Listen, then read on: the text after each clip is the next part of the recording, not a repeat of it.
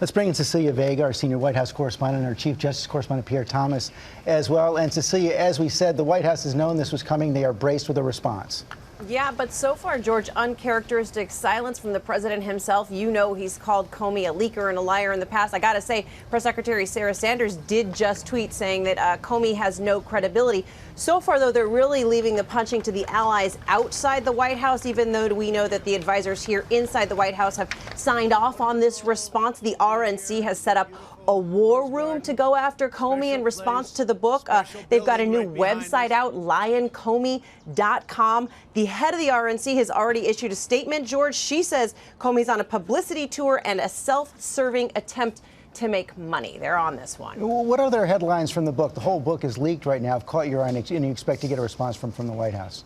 You know, I would imagine that we hear, especially from the president or someone inside the White House, about this anecdote about Chief of Staff John Kelly telling Comey that he intended to quit after Comey was fired because he didn't want to, quote, work for dishonorable people. I'm also really struck by the language that Comey is using to describe the president. He calls his presidency a forest fire. The president himself, he says, is ego-driven, and he gets really personal. He talks about the president's appearance, saying that he appeared shorter in person.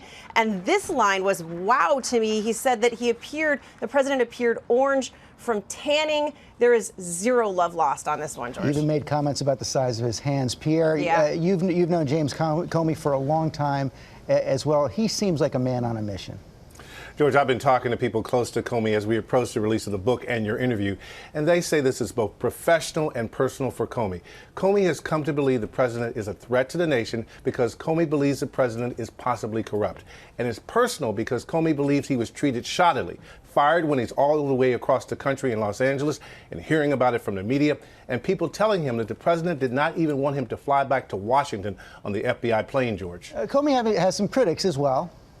Yeah, I spoke to a critic last night who said that the book had an unseemly tell-all quality to it, especially for a former FBI director, and was indicative of Comey's own ego and desire for the spotlight. Make no mistake, Comey's a lightning rod, perhaps the best known and most controversial FBI director since J. Edgar Hoover. And Cecilia, you all are reporting from the White House as well that the president poised to pardon today Scooter Libby. And it's kind of an irony right here. The president and his team accusing James Comey of lying and leaking as he prepares to pardon someone who's convicted for lying about leaking. The irony not lost on anyone on that front. Of course, he was the chief of staff to former Vice President Dick Cheney here in the Bush White House, convicted of lying to the FBI in connection to leaking that identity of CIA officer Valerie Plame. He never received a full pardon. George, conservatives have long been pushing for this one. Okay, Cecilia, Pierre, thanks very much. James Comey's new book, A Higher Loyalty, Truth, Lies, and Leadership, will be available April 17th.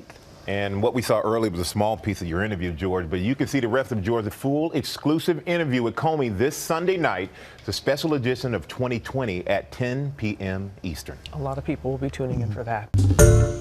Hi, everyone. George Stephanopoulos here. Thanks for checking out the ABC News YouTube channel. If you'd like to get more videos, show highlights, and watch live event coverage, click on the right over here to subscribe to our channel. And don't forget to download the ABC News app for breaking news alerts. Thanks for watching.